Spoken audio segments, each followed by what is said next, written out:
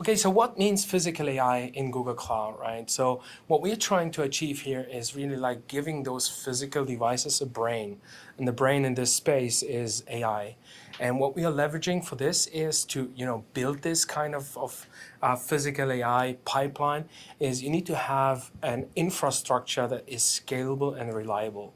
And if there is one company that can build, scalable data center, it's Google Cloud, basically. So what you can see on this slide is, we are leveraging all kind of physical sensors, video cameras for the data set. And then this data set basically gets stored in GCS, in BigQuery, and so on.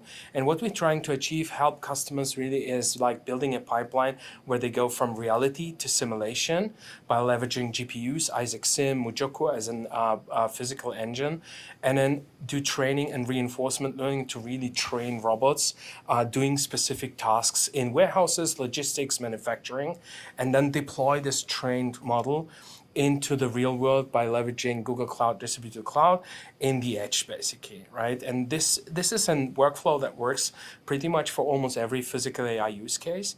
But underneath, you need to have an infrastructure that is highly reliable and scalable. And for this, we have different orchestration possibilities. Either use Kubernetes, use virtual machines, use Slurm, or our fully managed solution with Vertex. And then basically also what you need if you are in training and reinforcement learning, we have just announced the TPU V8 that is perfect for training and inferencing. And this is what you need. You need accelerators to actually be able to do parallel tasks in the training space and leveraging our great storage possibilities.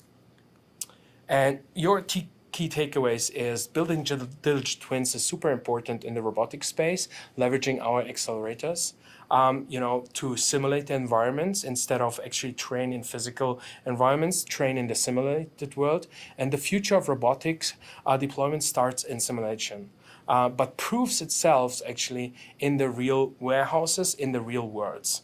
Thank you, everyone.